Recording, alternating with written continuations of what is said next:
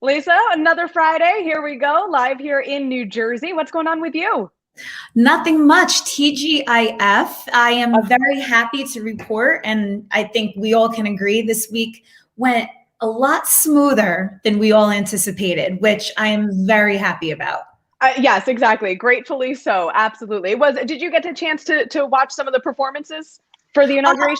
I caught the repeats. I mean, it was very, very well done. The fireworks display was unbelievable. And, it was really good to see so many people come together in a peaceful way.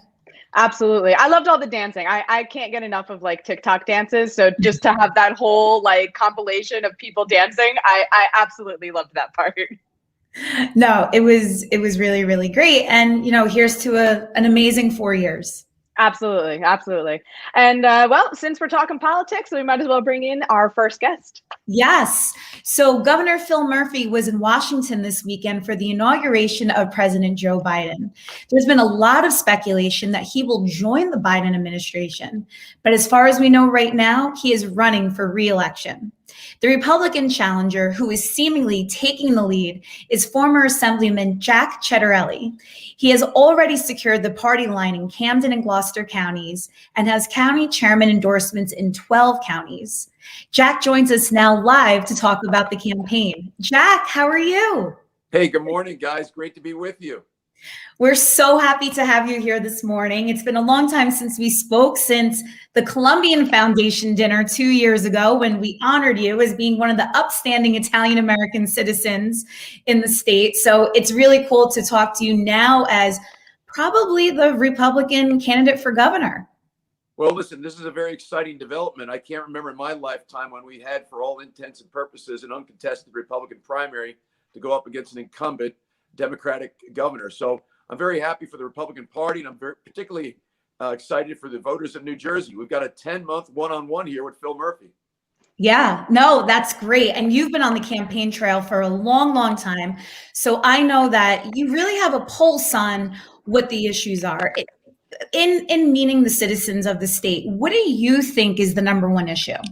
Well, certainly the administration's handling the pandemic, Phil Murphy's policies as it relates to what's gone on in our nursing homes, what's gone on Main Street with mom and pop shops. So those are two of the key issues, his handling of the pandemic. And we're seeing it right now, too, with the administration's handling of the rollout of the vaccination. Jack, are those some of the reasons why you decided to run? They're really not. I mean, I tried to get Kim Guadagno elected 4 years ago. When Phil Murphy beat her, I went back out on the campaign trail in all of 2018-19 as an unofficial candidate. I declared in January of 2020. So I've been on the campaign trail now close to 3 years. And pre-pandemic, the issues were all about the crises that ravage the middle class in this state and prevent people from getting ahead, prevent people from achieving their American dream. And those crises are our property tax crisis, our business climate crisis, both of which are the worst in the nation, and also our public pension crisis, which is the second worst in the nation. Those three issues paralyze the state economically, they constrain us fiscally, and deny people the opportunity to achieve the American dream here. But now that the pandemic's come along, we've got a lot more to talk about in terms of the way the governor, again, has handled nursing homes, Main Street, and schools. I really do believe our kids need to be back in school. Yeah. And why do you think that you can do a better job than Phil Murphy on all of those issues? A couple of reasons. One, I'm an MBA CPA. I'm not a lawyer. I'm not an investment banker. I'm born and raised here. I'm a two-time successful business owner. And also, I've had the privilege of serving at every level of government here in New Jersey. I've always term limited myself, but I did serve 2 terms at municipal level, 2 terms at the county level, and 3 two-year terms in the state legislature. And that means I understand New Jersey. I understand it from a business owner's perspective. I understand it as a lifelong resident, and I understand as someone who served at every level of government. Phil Murphy can't say any of that. That is very interesting. And Jack, you said, or as part of your campaign, you've been doing a small business tour. What have you learned by stopping at and shopping at some of the small businesses around the Garden State? They were in Hackensack, Bergen County, supporting mom and pop shops. Family. Go ahead, Jack. Well, there I am. I think that was the day that I was in Bergen at a famous bakery, and I got my crullers and crumb buns, and they were delicious. But listen, I just want to show them that I care. I know what they're going through. 3 out of 10 New Jersey businesses have already shut their doors forever. Mom and pop shops that have been in families for generations are on the brink of closing their doors. And I'm all about saving lives. But what you never hear from this governor is that we should also be about saving livelihoods. I believe we can do both. This is a very contagious and deadly virus, but that doesn't mean we shouldn't be trying to save livelihoods in addition to saving lives. I believe we can. So with a lot of Republican voters, the way that the last election went down was a little bit suspect. Even to this day, there's a lot of questions around the results. If your election is mail-in, like we saw in November, how does that impact the race? Well, I don't see it impacting the race in the sense that we just have to make sure there aren't any voting irregularities, or we just need to continue to point out all the things that made the VBM election, a vote by mail election, wrong. It was unnecessarily messy. It was unnecessarily expensive. And there's a great deal of probability of human error. We saw ballots down in Atlantic County were mailed out that were missing candidates' names. We've heard countless stories of people that received 2 ballots, or people who received a ballot at a home that they hadn't lived at in 15 years. Our own daughter here in our house received a ballot. She hasn't lived here in 4 years. We see the story in Mercer County of a man who delivered the ballot of a man who had died 5 days earlier. And the really sad part of that story is the guy that delivered the ballot, his wife works on the Board of Elections. So the challenge with an all VBM election is there's a lot of potential for irregularity and fraud. We have to point all those things out and make sure it doesn't happen again. But listen, I'm advocating for us voting in person. It's a lot less messy. It's a lot less expensive. We virtually eliminate the chances of fraud. And listen, if we can stand in line for 5 hours at motor vehicles, we can certainly vote in person. Agreed. Jack, thank you so much for joining us today. We so appreciate it. Once again, Jack Ciattarelli running for governor of New Jersey this year. Thank you again for your time. Guys, great to be with you. Looking forward to next time. Thank you, Jack. Bye-bye. So joining us now is going to be longtime New Jersey political reporter, State House reporter, Laura Jones. Laura, hi, how are you doing? Oh, really well. So nice to see you both. It's nice to see you. I haven't seen you in quite some time, actually. I know. New Jersey's like a soap opera, though. You kind of are around and then you get caught back up in no time. It's great. Yes, it is. Absolutely. I love that analogy. Laura, so you know what? You've been covering elections and governors for a while now. How is the race for governor of New Jersey shaping up this year? You see anything different for 2021? Yeah, I think the big elephant in the room, how we don't know, it's the factor is the COVID and pandemic. How is that going to play in the election? Because, a week, 2 weeks can feel like a lifetime, especially in politics. And what we saw changing so much last year, how is that going to play? How are people going to be reacting to the vaccine? Is it going to really protect our people so we can get back to business as usual? Once we get a better feel on that, I think we'll know a little bit more about how the election is going to play out. But it's definitely kind of the wild card. We just don't know how that is going to impact this year's election. But New Jersey's always, we joke sometimes that it should be nicknamed the election state because there's always an election going on. And the entire legislature, not just the governor, the entire legislature is up as well. So it's going to be a very, very busy year politically in New Jersey. We love that.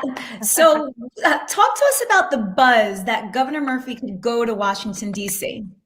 Okay. Governor Murphy had been an ambassador under the Obama administration, but he has said time and again, nope, I like my job. I'm not going anywhere. And he said that as recently as just a couple of days ago following the inauguration. He went down to Washington, D.C. for the inauguration. He said, I like my job. I want to keep it. That said, when Christy Whitman was asked to serve as EPA administrator for George Bush at the time, and she left the office of the governor, she said, it's really hard to say no when the president asks. So if President Biden asks him, it might be hard to say no.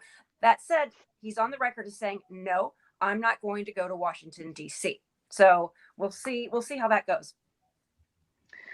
Very interesting stuff, Laura. So let's talk a little bit about the state of politics in New Jersey. Since Democrats now control Washington, how does that impact our state? Right. So the senators have a working relationship with President Joe Biden, because he was a U.S. senator, and they've got that relationship. And as much as things change, sometimes they stay the same. New Jersey always has had an issue getting back their fair share from Washington, D.C. So you put the pandemic, everything else aside, how effective can our congressional representatives be at getting what New Jersey needs, right? That's their job. They represent us in Washington. So are they going to be listening? I know Senator Bob Menendez has said he's been very pleased in what he's heard so far from Joe Biden as it relates to immigration reform. So there is that relationship, and there'll be back and forth. And even though the House and Senate and executive branch is Democratic control, it's not by a huge majority, so they have to work together. Ultimately, everybody has to work together, whether they agree, disagree. They have to come together. So I think it should be positive and productive, and there will be a little bit of a sense of familiarity, I would imagine, with that relationship with Senator, now President Joe Biden. Yeah, well, let's talk about the previous president, President Donald Trump. Right before leaving office, he pardons a lot of people. And of course, we have several here right from the Garden State, one of whom, Solomon Melgen from Florida. You covered that trial extensively. Talk to us about your thoughts on the pardons, especially on the Garden State side. Right. I was taking a look and seeing who are the possible pardons. And when I saw Dr. Solomon Malgin, I kind of paused because I'm thinking, well, there's no way, because that is someone who has a relationship and a friendship with Senator Bob Menendez. The two of them were on trial, and Senator Menendez, it was a deadlocked jury on if there was any abuse of power. And when I saw that he received the pardon, and thinking, well, there is a relationship with Bob Menendez, and then I went and I looked to see who had sponsored it, who had asked, and Senator Menendez had, put in that request, but I don't know how many other people he had asked, about a pardon. And when I read Senator Menendez's reaction, he said, I'm honestly quite surprised. I don't understand. I wasn't really expecting it. I don't know what to I did not know what to expect of the president. And that's about all Senator Menendez said.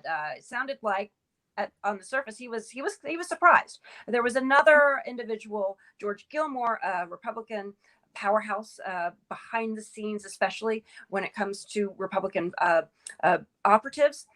And when I looked and I saw he had received a pardon as well, I'm thinking, well, Republican, but I looked to see who had requested or who had signed on, and both past Democrat and Republican governors both had signed on to that. So there's always a little bit of a story behind the story. But when it comes to the optometrist who Bob Menendez had gone on to trial with together, that was a little bit baffling. And I think, like I said, Menendez seemed to be surprised himself. Yeah. And there was also Kenneth Curson from Maplewood as well. Right, exactly. Yeah. So many names on the list. And because more people are paying attention, I think, than ever before, because we're home, we're looking at this, I think things get a little bit more than they have in the past, right? So you have to look back and get that perspective, right? Has this happened before?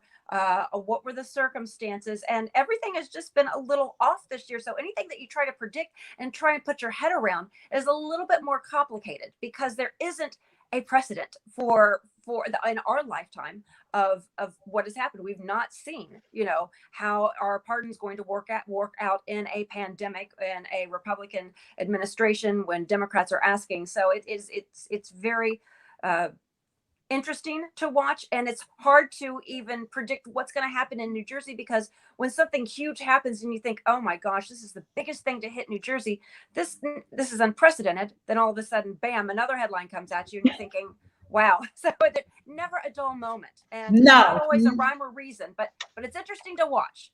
It is. And we hope to have you back on soon, Laura, as this governor race heats up and all the other political stories in our state. We want to get your take on how that's impacting us. So thank you so much for the insight here this morning. Oh, so good to see you both. Thank you for having me. Thanks, Laura. Bye. All right, so up next, how New Jersey contributed to the inauguration. Plus, we talk about news coverage in the times of Trump and Biden. But first, let's take a look at New Jersey weather this morning.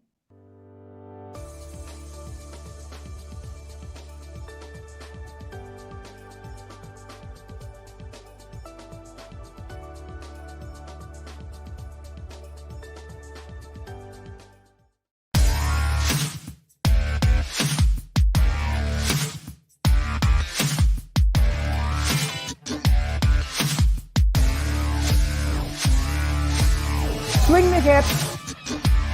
Oh boy, they weren't kidding. Whew. You're looking for a gold crown? Sure. So you say you're helping people through. How are you doing that?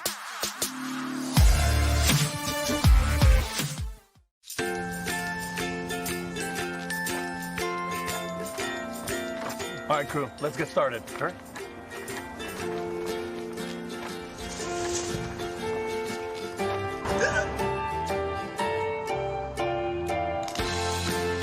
Don't ignore the law. You must call 811 at least 2 to 3 days before any digging project so you can avoid hitting our essential buried utilities. For digging projects big or small, make the call to 811.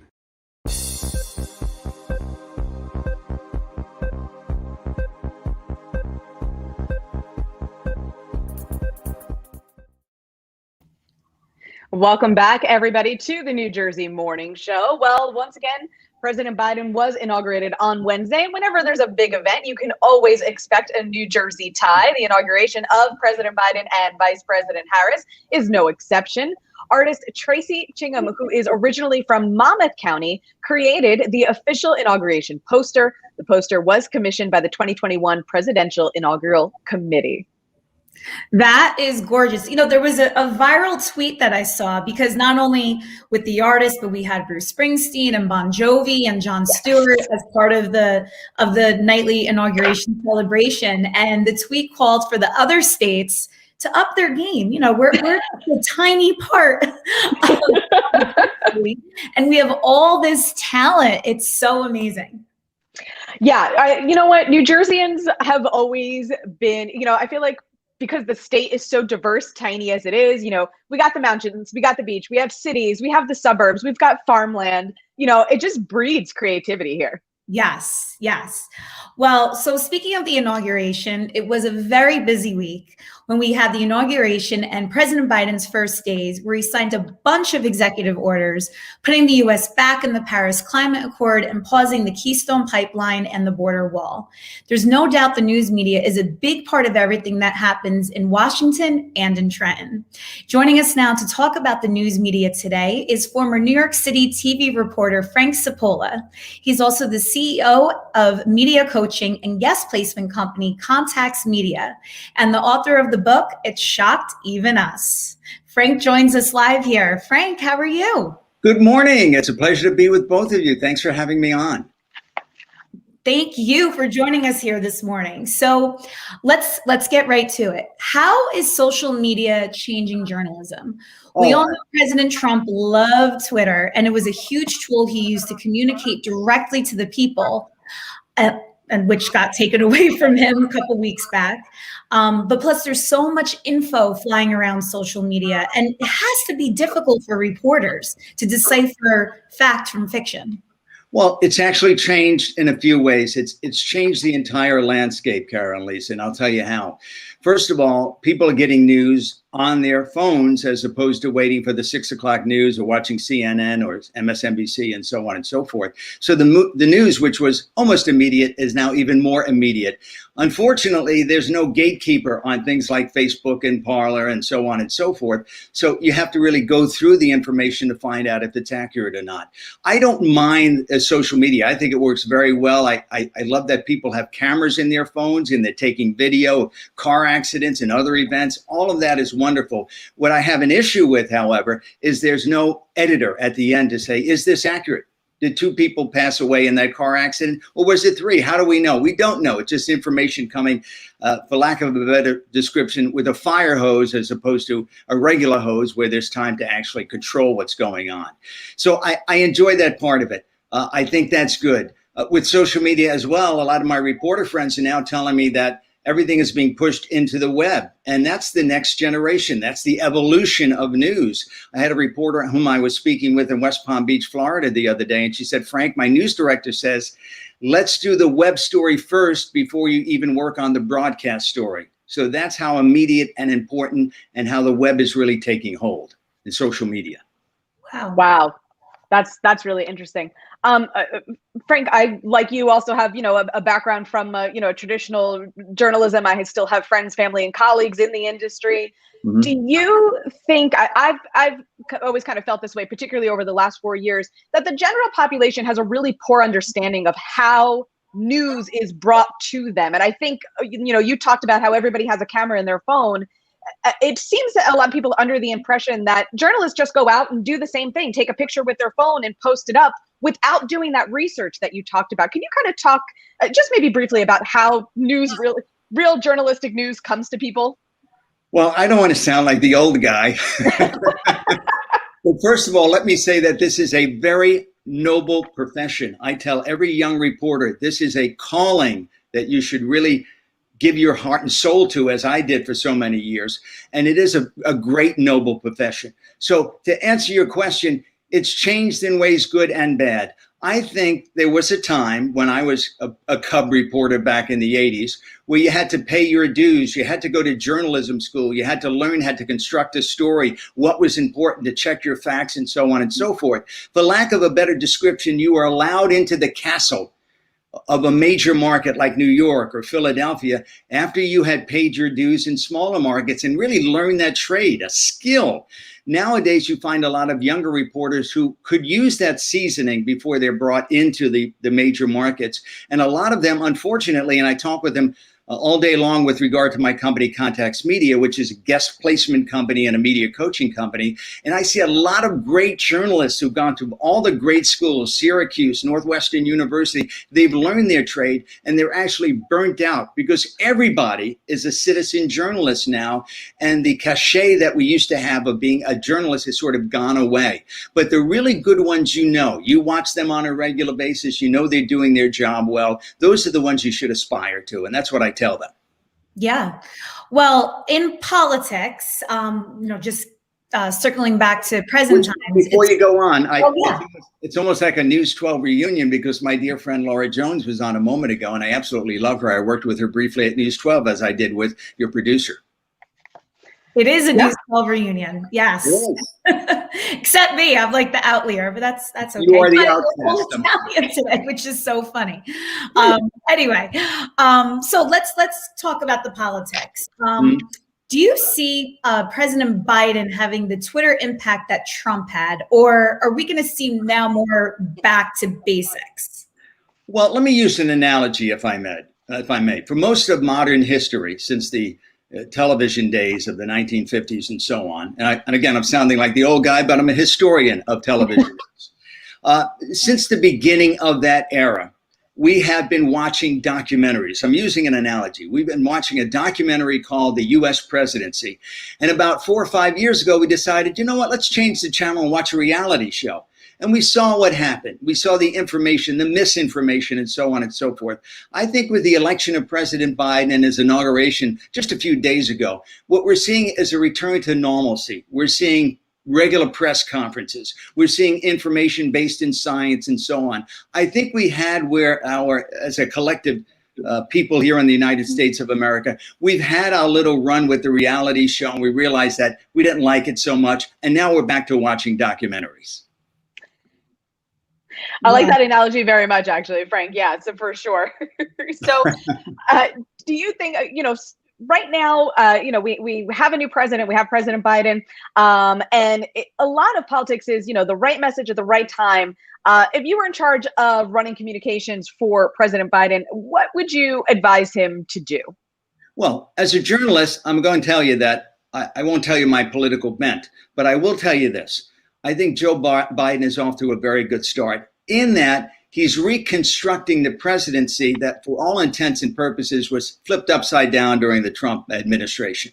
He has the regular press conferences. The information is coming out. He's regularly appearing before the cameras. He's answering the questions. And he said many, many times before, I'm going to give you the good and the bad. If I was controlling his media, I would do exactly what they're doing now. People need to be less stressed from, again, to use that analogy, that reality show that we saw in the last 4 years, and they need to get the information based in science and fact and so on. And I think over time, and I'm one of the few people that will say this, I think over time, people who are going to be helped by the policies of Joe Biden will sort of level out. And this Trumpism, this violence we saw a couple of weeks in Washington, this QAnon stuff and so on and so forth will just fade away. I truly believe that. People say that Trumpism is here to stay, that there's an angry populace. I don't see that. I see eventually, like the Tea Party, and the Tea Party was all the rage 8-9 years ago, it will eventually fade away and we'll get back to what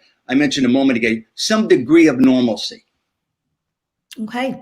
Well, let's shift gears here and talk about your book, which I love the title. It Shocked Even Us. It Shocked Even Us and More Crazy Stories Covering Local News is the full name. And, I started this about 10 years ago. Every morning I get out and I bang out about 3.5 pages. In essence, it's a look behind the scenes at all the stories I covered, a funny look behind the scenes, all the stories I've covered in and around New York City, part memoir as well. It's not deep in perspective. It's not political in any way. It just tells you what happens behind the scenes and my journey, quite frankly. I've been telling these funny stories to folks for years, and I finally put it down on paper. So, I'm happy to have it. It's just an easy, breezy, funny read with small, digestible stories. And if you're a news nick like I am, you're absolutely going to love it. If you've grown up in the New York metropolitan area and you've watched news your whole life, you're absolutely going to love it. Frank, that sounds like it's got to be so much fun, especially as a seasoned journalist. I can't imagine the stories that you have to tell. There are funny ones out there, and it goes from everything to the Exxon Valdez story, the press conference, to the guy in Harlem who had a tiger in his apartment, a full-grown tiger in his apartment. In a Harlem apartment. Taken out, and, all sorts of stories. The time I met Donald Trump in the elevator at Giant Stadium, all in there, all funny. I enjoyed writing it. It was another job, Cara and Lisa. I'm not going to lie to you. I told my bride not too long ago, I said, if I start writing a book again, stop me, because it was another job. But I organized the stories. I put them together. I'm very proud of it. And the sales have been going very well. And by the way, I'll have to plug the book because we all are salespeople. You can get it at itshockedevenus.com. It shocked, as in shocking, evenus.com. And I'll inscribe it for you as well. That's great. Thank you, Frank. I definitely want to pick that up because even just those little teasers that you gave, I need to know the backstory behind that. It's a crazy business, man. It's a crazy business. Yes, it is. Well, thank you so much for joining us here this morning, and we hope to see you soon. It's a pleasure. Thank you again. You can always have me on again, and have a great day, and glad to be on your show today. Thank you so much, Frank. All right, Lisa, up next, how a movie from the 80s turned a court case upside down. Plus, we're talking Jets football with NJ.com's New York Jets reporter. But first, a look at New Jersey's weather.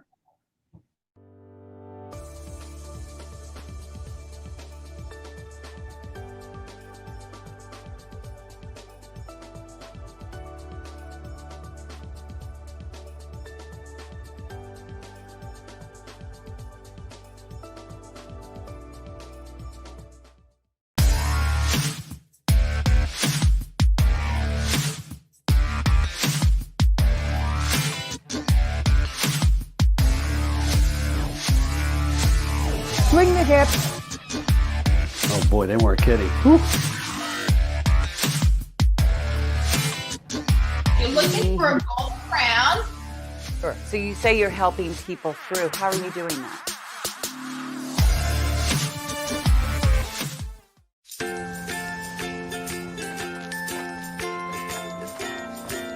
All right, crew, let's get started. Sure.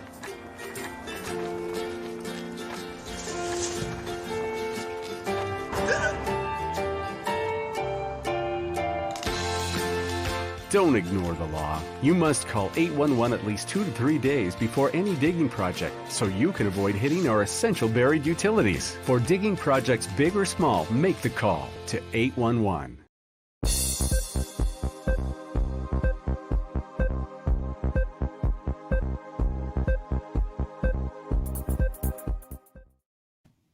Welcome back, everyone, to the New Jersey Morning Show. I'm Cara Falco. And I'm Lisa Marie Falbo. So, Lisa Marie, check this out. What are the chances that a Jack Nicholson movie from the 80s could get a court case overturned? We're going to file this one under only here in New Jersey. Yes. The New Jersey Supreme Court overturned a bank robbery conviction. Here's why. The court says the prosecutor referenced the classic horror movie, The Shining. The defendant in the case was named Damon Williams. During closing arguments, the prosecutor showed jurors a photo from the movie with the character played by Jack Nicholson. It's a picture of the famous scene where Nicholson says, "Here's Johnny," after breaking through a door with an axe. The prosecutor was trying to be clever, but it backfired. The Supreme Court says prosecutors must, quote, walk a fine line, unquote, when comparing a defendant with, quote, an individual whom the jury associates with violence or guilt. Ooh. I kind of see it. You can't. Yeah, that prosecutor walked out of there with a lot of egg on his face, huh? Oof. Yeah, I think so. I mean, I get it. I get, the reference in a social setting, perhaps, but yeah, you can't tell a jury, hey, they're equal. Yeah, definitely not in a courtroom. Well, Cara, I have some good news. Ooh. Gas prices are going up again. Oh, lovely. According to AAA Mid-Atlantic, the average price of a gallon of regular in New Jersey is around $2.52. Drivers are paying an average of $2.63 a gallon a year ago at this time. Analysts say prices are increasing because of low demand since so many people are working from home. Yes, prices are expected to keep rising, unfortunately. Just what we need, more big bills. Yeah, you know what though, but I don't know if you do this anymore. I feel like particularly our generation, like when we had that initial like gas price jump when it went like over $3, for a gallon of regular. Beyond that point, I stopped looking. The car needs gas. What do you want me to do? I don't look at the prices anymore. Whatever it is, it is. I know. There's some people that still shop. I mean, my grandfather, bless his heart, 92 years old, he will go to the gas station that is a penny less. People still do bargain shopping when it comes to their gas. I know they do. But like I said, for me, I'm on, you know what? I feel like I do it in other ways where, my car is small. It's very fuel efficient. It actually is a manual transmission, which is even more fuel efficient. So I'm like, whatever. The car needs gas. I'm going to fill it up. Yeah. The car's hungry. When we're hungry, we eat, right? We eat. Exactly. Got to do what you got to do. Whatever you're charging me for it, I'm not going to argue with you. No. Well, speaking of food, by the way, you have some big news. You just interviewed Chef Lydia Bastianich on your YouTube show, Cara's Cucina. Congratulations. I know that must have been such a thrill for you. Thank you so much. And really, personally, thank you, because you were the one who sent me the press release that she was doing a media tour to promote her new special on PBS, which is actually, they just moved it after we did the interview to February. But you can look for your local PBS listings. But yeah, for me personally, I was amazed the words came out of my mouth. I not too often am I starstruck, but she is just someone, I grew up watching Lydia. She even says she's been on air for 20 years. She's always somebody that, my parents would put on, whose recipes we've followed, whose books we've had. So to have her be a guest on my show was just a dream come true. And she is so lovely and so gracious and so professional. It is like talking to your own nonna. I mean, she's incredible. Now, did you guys make anything together?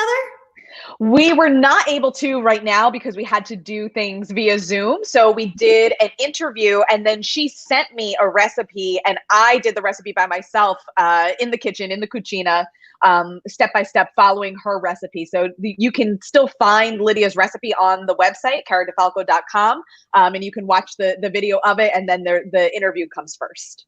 That is so awesome. Well, congratulations. I'm so happy when things work out like that. And I know that was big thrill. It was. It really was. So Jet fans in the New York, New Jersey area got a big thrill with the introduction of their new head coach, Robert Saleh, the first Muslim American head coach for the National Football League. And joining us here to talk all about the state of the New York Jets is NJ.com New York Jets reporter Daryl Slater. Daryl, how are you? I'm doing well. Thank you for having me. Thank you for coming on. So I know this press conference wasn't as memorable as the one they had 2 years ago with Adam Gase. I still laugh at that, by the way. I think Jet fans are happy that it was just a normal press conference. Talk to us. What did you take away from Robert's words, Christopher Johnson's words? Yeah, the Jets wanted to find a CEO type head coach, a guy who could be a big picture leader. And Adam Gase really wasn't that. I mean, he concentrated almost exclusively on offense, and that was really to the detriment of the team. He wasn't a clear leader or communicator, and that was what the Jets sought out to find in this coaching search, was a clear communicator, a guy who could command the respect of all the players in the team. And Robert Saleh has a really remarkable journey coming up from Dearborn in the Muslim community there and worked his way up. And really has developed a tremendous relationship and reputation in the NFL and relationship with players for becoming, a CEO type coach, a guy who's so, for instance, he won't be calling the defensive plays. That's one example, right? He's a defensive coordinator coming from the 49ers, but he said he wants to look at the whole big picture, and the Jets really need that. So I think that was among the big takeaways from yesterday's press conference. Yeah, I mean, I think that's the trend, right? I mean, I know when football coaches, when they tend to focus on one side of the football, the other side seem to get away. We saw that with the New York Giants, with some of their previous head coaches as well. So I think Jet fans will be very appreciative of that approach. What do you think is in the cards for Sam Darnold here? Yeah, there's a lot of different ways the Jets can go with this, because they didn't lose enough games to have the number one pick. They really screwed up by winning last year, which is very, very typical Jets. They have the number 2 pick, and the number 1 pick, of course, will be Trevor Lawrence, the quarterback from Clemson. Everyone thinks he's going to be a great player, but what will the Jets do at number 2? They could take a quarterback from Ohio State named Justin Fields. They could take BYU's Zach Wilson. They could hold on to Sam Darnold. They could try to trade for Deshaun Watson, who is not happy with the Texans. So there's a lot of different ways the Jets general manager, Joe Douglas, can take this thing now that he doesn't have the number 1 pick because Adam Gase screwed up by winning too much. So so that's where the Jets are. There's a lot of uncertainty here. So Sam Darnold absolutely could be back with the Jets in 2021. Yeah, but, say he does come back. Now, this is his 3rd head coach, his 3rd system. I mean, can he even flourish at this point? Yeah, that's the big question. Is he salvageable? And I think that the Jets coaching staff, namely Mike LaFleur, who is the offensive coordinator, will have to look at this. His brother, Matt LaFleur, is the Packers head coach and has done a great job there. Of course, it helps having Aaron Rodgers as your quarterback. It helps make you look good. So what the Jets are going to do is they're going to be running like a West Coast offense, similar to actually what Sam Darnold ran as a rookie. So there is a little bit of familiarity there. He showed some glimmers of hope at the end of his rookie year, and Robert Saleh and Mike LaFleur look at that and say, maybe we can find something here. Then again, maybe the Jets make a great offer for Deshaun Watson. They have enough draft picks to do it. Maybe they get Deshaun Watson and trade Sam Darnold away. But I think from a cynical perspective and looking at it from the outside, it is that point, right?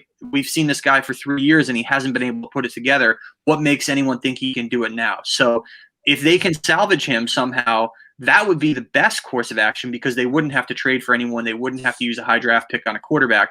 But you have to really be kind of skeptical about whether they can do that, considering how sluggish he's kind of looked for most of his first 3 seasons. Yeah.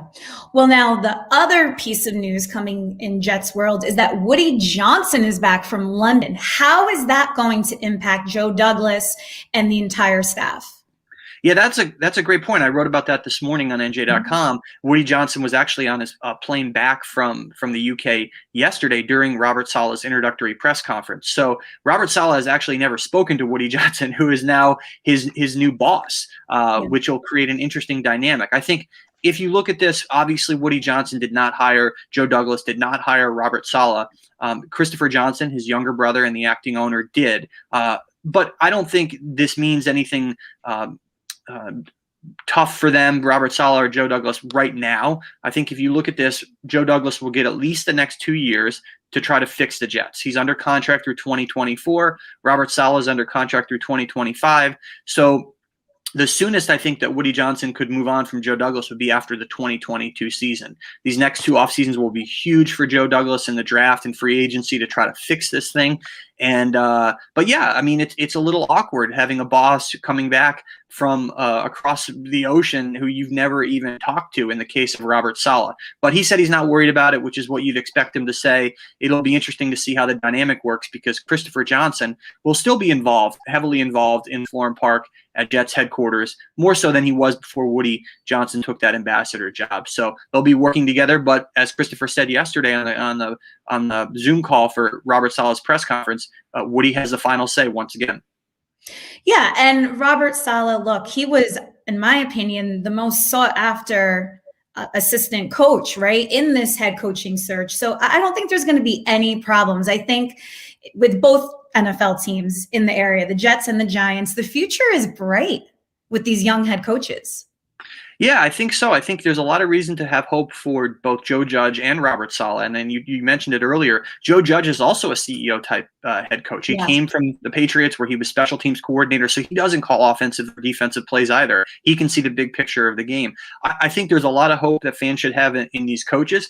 I think where fans need to look at this and say, hey, we need to see more, is the talent acquisition by the general managers. Dave Gettleman with the Giants, Joe Douglas with the Jets. Joe Douglas, like I said, will have these next 2 off seasons, because he's really only had one full off season. He'll have these next 2 off seasons to build it up. I think as Giants fans look at Dave Gettleman, they can kind of go both ways. He didn't have a lot of success outside of Saquon Barkley drafting him until last off season. He made some nice moves. So you have to have players to win in the NFL, no matter how good your coach is. So the Jets and the Giants, the fans should feel like, hey, we have this piece here, a good young leader as our head coach. Let's see if the general manager can actually deliver some players for this guy, because that's a huge part of the recipe.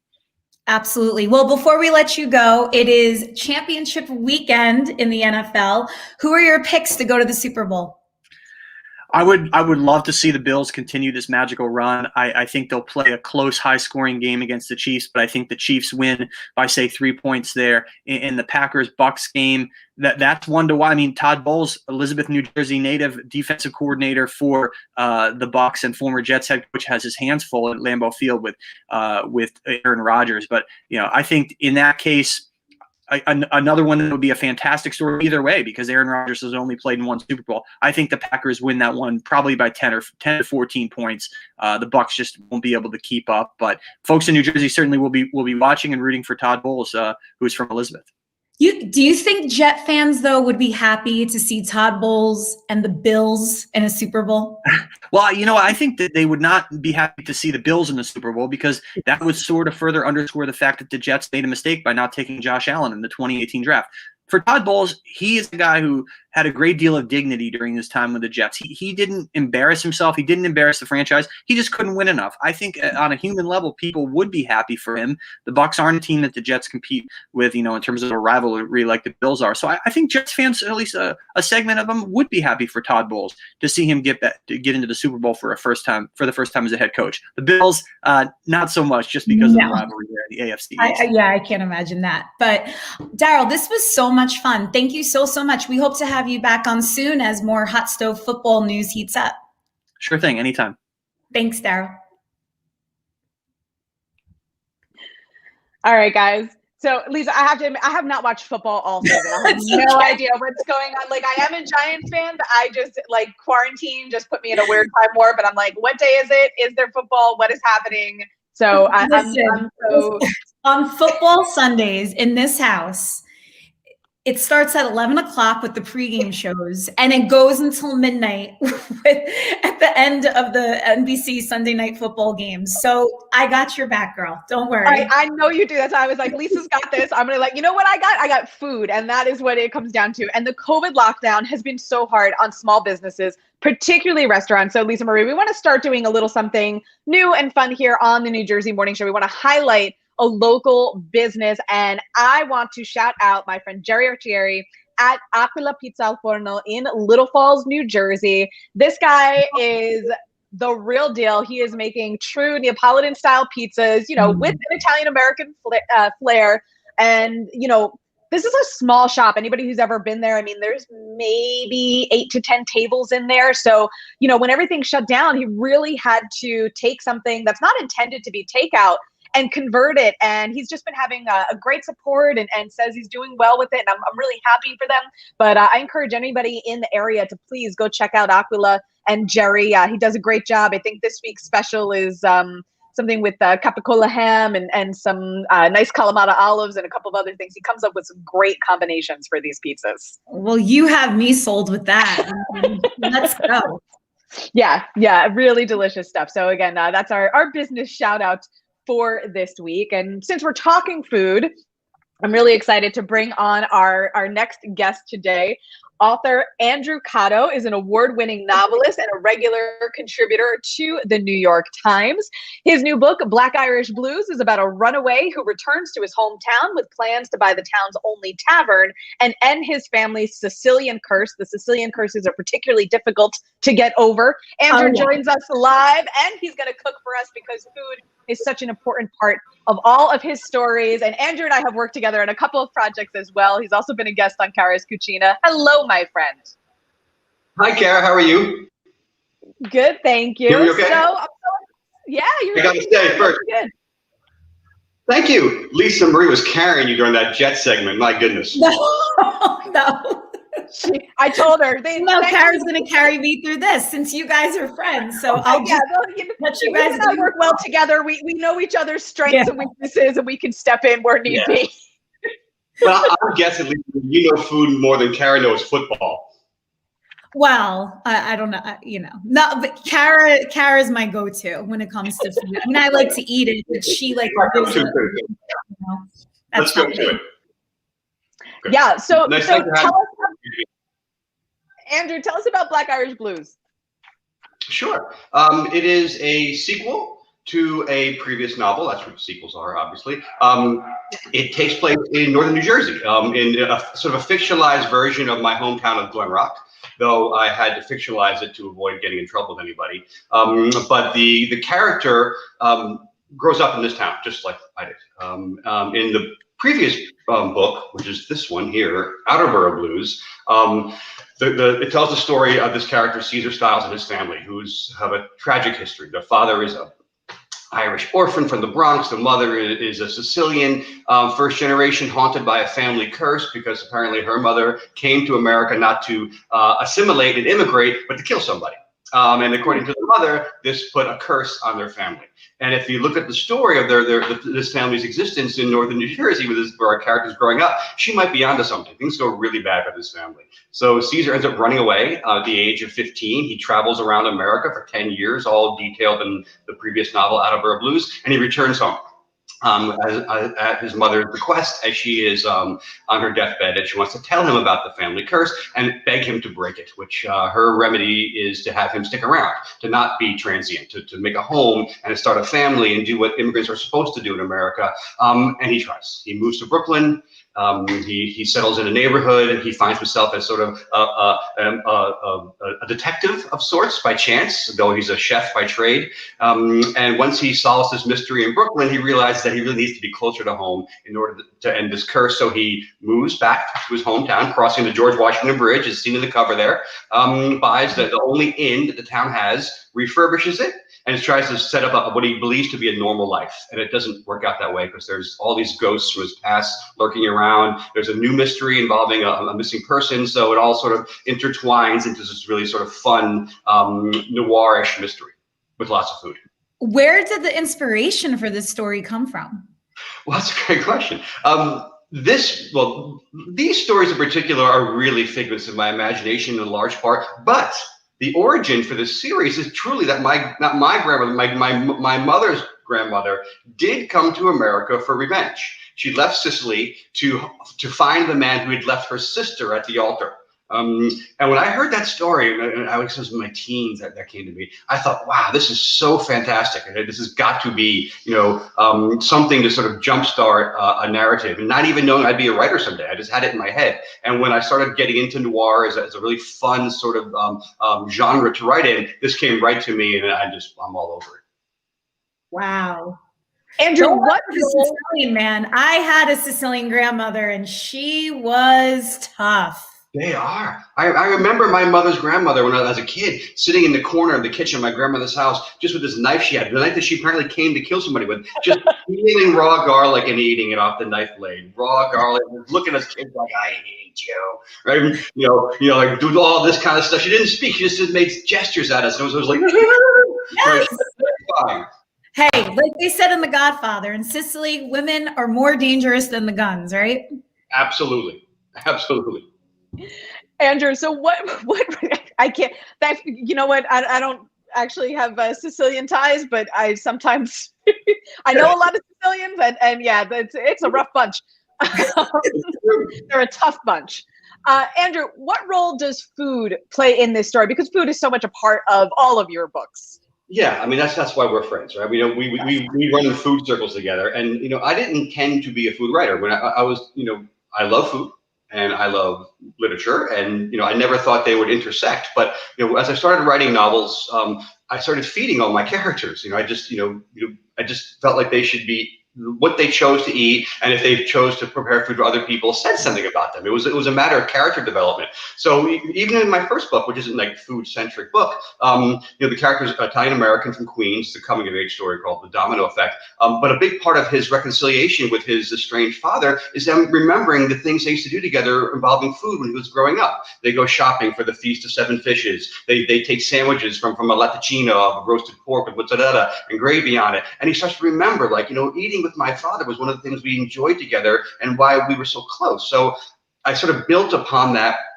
food-based narrative, and with each subsequent book, in Attleboro Blues, I decided to make the protagonist a chef, not a detective, to make it different, but also he's sort of a reticent soul, and so it's hard to get him to emote on the page, so I have him cook for people, and his cooking for people is how he communicates, how he shows who he is, and that he actually is a caring, loving person, even though he's quite quiet and reserved and even a little bit dangerous. Not knife eating garlic dangerous, but dangerous.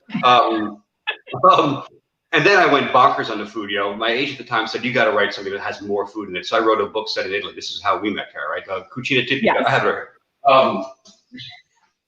I should have this even more handy. This book here is set in Italy, and it is food fiction. I mean, the character goes to Italy on holiday and is like, you know what, I'm not going home. And that happened to me, actually. I came home and I returned for a year. This character's like, I'm never leaving Italy. And the reason I'm never leaving Italy is because the food is so good, right? Every day he eats really well, drinks really good wine, and it's all right there, affordable and accessible. It's not a privilege, it's a right? I mean, there's 26 meals in this book, and he's chasing ancestry, but he's chasing ancestry between meals, right? The priority is the meals, right? So I discovered this sort of knack for, creating atmosphere through food, and I create characterization through food, and I create sensory pleasure through food in these novels. And I've taken that to my journalism too. I write for the Times and La Cucina Italiana, Rachel Ray's magazine, and I'm always covering food. It's just like, I think it's the most important thing we can do together as friends, as people, as community and family, is to eat together. I would rather eat. I wish we were eating right now. Me too. Well, I was gonna say, aren't you cooking a little something for us? Speaking of cooking and eating together, what do you got going on over there? I've got a pot boiling behind me. It's just creeping up my back with the steam, by the way. So this is like dangerous. It's funny when your producer said yesterday, well, you should demo something too. I said, demo something at 9:30 in the morning. I did this series, a reading series during the lockdown. I call it the Aperitivo Hour. It's on my YouTube page, where I'd read food passages from my book, right, and then make something that I'd read. And I did this for the release of Black Irish Blues for the book party, right? I read a passage where he fries lamb chops. So after I read the passage and had some music played, I made fried lamb chops right here in my kitchen. I didn't think I could make you guys fried lamb chops at 9:30 in the morning, so I started thinking creatively. And what I thought of was something that's actually in the book, very Jersey-centric too, in a way, which is a classic carbonara, right? Carbonara is a great pasta, but out of Rome, but it actually is so familiar to what we eat, especially in Jersey, which is bacon, egg, and cheese. That's what bacon, egg, and cheese on a hard roll, baby. Yeah, bacon, egg, and cheese, but on a roll. Right? And in the story, Caesar has Taylor ham, egg, and cheese, even make it more Jersey-centric, right? There's a great scene, and I won't belabor this, but this sort of what I was talking about. There's a scene in the story where Caesar's refurbishing the bar, right? His friend says, you need any help? He says, yeah, I do need help. He said, I'll bring some guys by tomorrow. When on my way to work in the morning, I pass, a corner where there's people waiting to do day labor, right? The next day, there's these two cousins from Ecuador waiting for Caesar. They don't speak English. Caesar walks into greets them, and he's got a Taylor ham, egg, and cheese in the bag and a cup of coffee, and they're looking at the bag like, yeah, that looks good. Because nothing smells quite like Taylor ham, egg, and cheese. So Caesar comes, lets them in, asks them to stay, goes back to the deli down the street, buys them each Taylor ham, egg, and cheeses and coffees, and comes back, and they eat breakfast together as their first gesture of solidarity. That to me says a lot about Caesar, man. He wants to feed people, and that's how I did it. So that being said, I'm going to make it for you, right? Are we ready for this part yet? Yeah, absolutely. Let's see it. We can go back to the Jets, Cara. You want to go? Are you a Jets fan or no? No, I didn't know who any of those people were either. I'm like, what are you? No, I mean, my friend who just likes making fun of me. That's what he is. Especially when I'm just as vulnerable. I had no idea what they were talking about. Right? I know. I was like, Lisa Marie, you take this one. I got the next interview. That's right. Hey, I'm a Giants fan anyway. Giants. Big Blue. I'm a big time Giants fan too. Right. I had to interweave a little bit of the Giant talk in there. But. I did. I noticed that, and I appreciate that information. Andrew, I'm very interested to see how you do your carbonara, because I know there's a couple of different tips or techniques that I have read online, because carbonara is something I've been trying to perfect under quarantine here. So I'm excited to see how you do this. Yeah, I've had a lot of carbonara in quarantine. It's like my go-to food. What I'm gonna do is first get the pasta in, obviously. You gotta put a lot of salt in your pasta. I'm sorry. I mean, it should be like the ocean there, right? And this is just a regular old spaghetti. That's what I had in the cupboard. I need tongs. Excuse me. So, and just for anybody who doesn't know, carbonara is basically. Well, since we were talking about bacon, egg, and cheese, really, at its most basic level, it is bacon, egg, and cheese pasta. But the idea is to have a nice, smooth, silky sauce from the raw egg, not to cook the eggs and get pasta with scrambled eggs. So that's kind of, it's a simple recipe, but it needs a technique. It can't be any more simple. It is literally 4 ingredients, not counting the salt. It's pasta, bacon in whatever form you choose to use it, cheese and egg, right? And a little pepper, 5. Because the pepper is the carbonate. This is a Roman dish that we believe originated out of the rations that the American soldiers had left over in World War I when they were stationed around Rome. So they had bacon and eggs and cheese, in the American packet, and the Romans turned it into carbonara. Of course they did. Pepper to add some blackness, because the people who worked the mines, the coal mines, used to eat it. That was what they fed them, right? So carbonara is carbon. All right, I'm going to get my timer going here so I don't do this. This is one of the times we cook about just a little bit short of al dente. I know we like these days to cook our pasta like a minute or 2 short and finish it in the sauce, right? I don't do that here because the sauce isn't warm. This is a room temperature sauce, and here's the sauce. This was in my fridge as of yesterday, right? Eggs. We all know what eggs look like, right? Yes. The key is this big bowl, though, right? Equipment is the key to getting things right. I need this big bowl here to make this right? And you'll see why. I'm gonna whip in some pecorino romano, right? If you got Parmigiano, it's okay, but the Romans do pecorino, right? I'm just saying, whisk this in. Whip. Remember that dance, the whip and the names? Whip.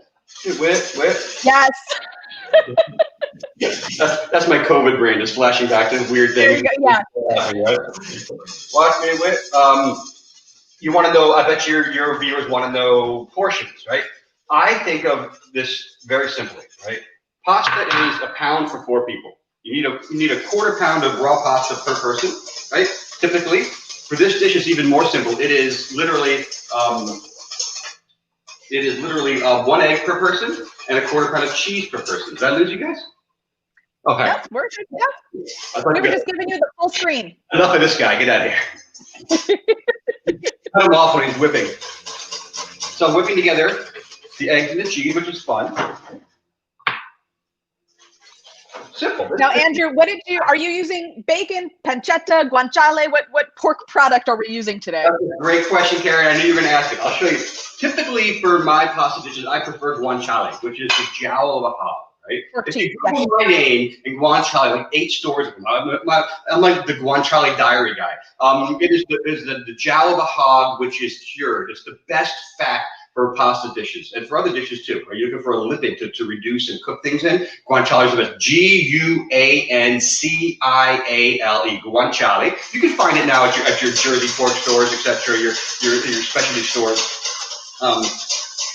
Pancetta works as well. I prefer guanciale to pancetta because there's more fat in guanciale, which makes it better. Fat is a good thing, right? But I'm using actually what I had in my fridge, which cooks are prone to do, is a pork belly. I was going to make porchetta, but instead I used it for this. Woo! Look, it's falling apart. Can you see it? I can see it. It does. It looks beautiful. If I pick it up, it's going to break, right? Oh! Wow. This is all the skin on top, right? Which is beautifully crispy, right? And all the fat drips off the top and cooks the belly. This is all the belly, right? I know. I just want to I know, right? How much you give me to eat it all right now? I'll be right over. Chug, right? It's just delicious. And what I also have by doing this, the slow rendering of the belly, is I have all these drippings in the bottom of the pan here too, which I'm going to use as well, right? So my pasta's cooking. I'm killing time here between pasta cooking. It's got 3 minutes left. Oop, I just spilled some pasta water. You do want to mix your pasta while it's cooking, so to make sure it's not sticking, right? That's one of the reasons I put all that salt in there, is to keep it from sticking, but you also want to give it a twirl, right? Yes. While I'm letting this cook, I will tell you that I have a sequel to Cucina Tipica coming out in March, right? This is kind of crazy in that, novels take like 2 to 3 years to write for most people, right? Me, a little bit longer. I'm a little bit slow, right? When the lockdown happened, I was like, I can't, I was working on something else. I said, I can't do this. I have to go to Italy every single day. So I sat down every morning and wrote the sequel to this, every day, with the exception of maybe every 2 weeks I take a day off, right? And I wrote the whole thing in 6 months. Wow. I contacted my publisher, and they're like, actually, we have a spot in March for publishing. You want to put it out this in 2021? I was like, oh, hell yeah, right? So this book was conceived last March. It'll be published this March, right? The sequel to this, right? And it takes place in Rome, where they have carbonara. That's, there's a segue here. And it is just like the predecessor, full of food. I mean, they go sort of tramping around Rome looking for some ancestry, but they're really just eating their way through Rome, and it's really, really fun. Okay, I'll come back and I'll talk about it in March. Thanks for asking. Hey, Andrew, while you're mixing up over there, we actually got a comment from one of our Facebook viewers, Sue Corletta. Can't wait to receive my pre-ordered book. A fellow food-loving Glen Rocker. Love the bacon, egg, and cheese analogy. Nice. Who's it from? Sue Carletta. Oh, hi. Have fun. Yeah, I'm having a really good time sort of connecting with Glen Rock here back in this particular book too.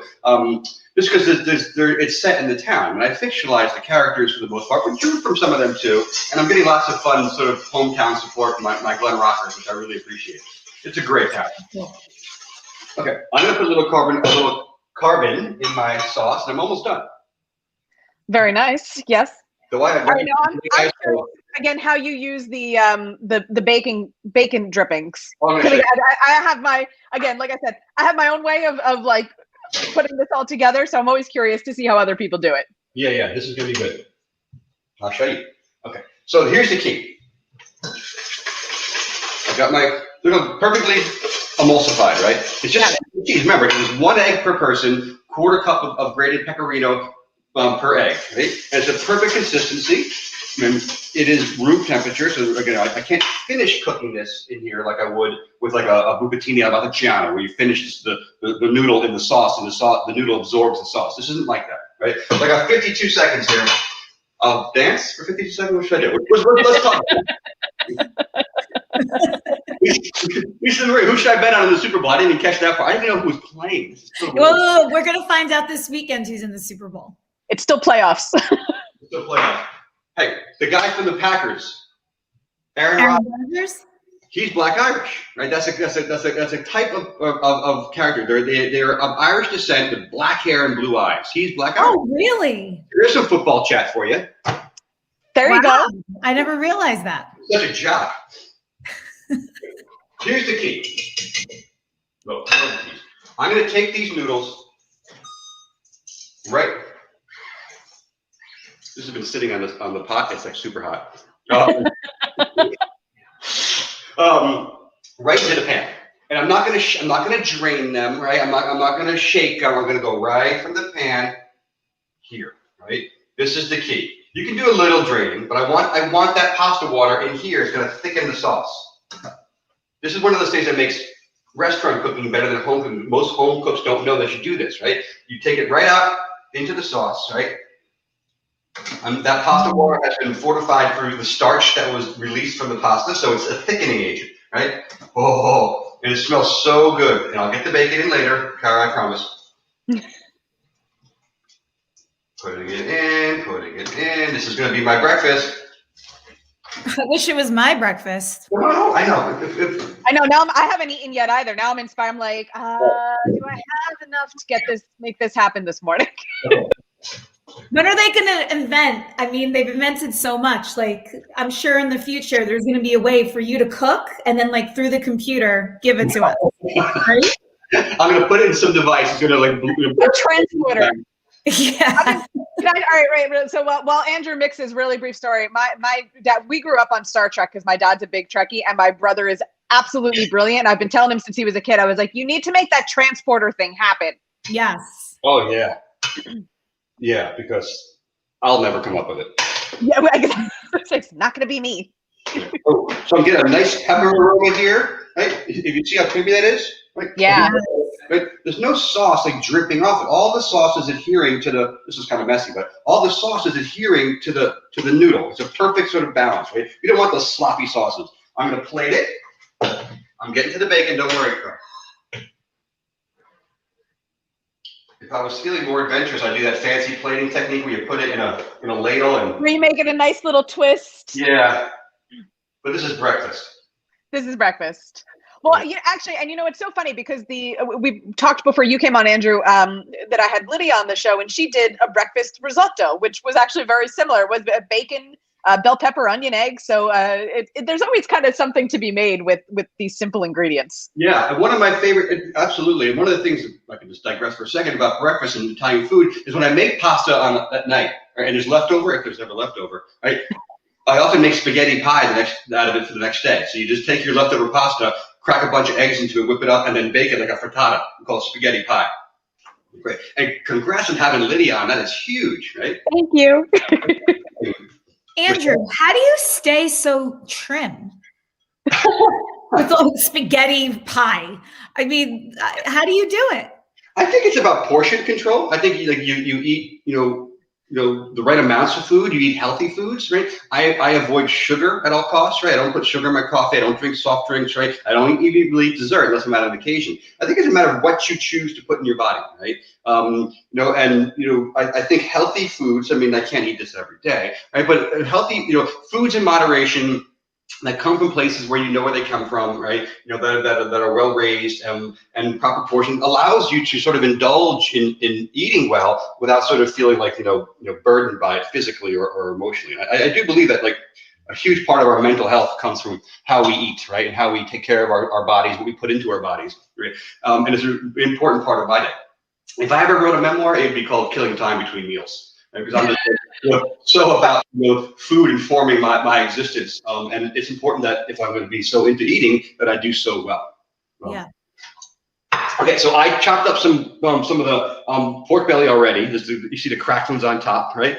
And there's a layer of fat and a layer of meat. Oh my God! I need to cut you off here in a second. The last step. This is what we call as gilding the lily, right? I'm going to take some of the drippings. I knew those drippings came in somewhere. I'm sorry?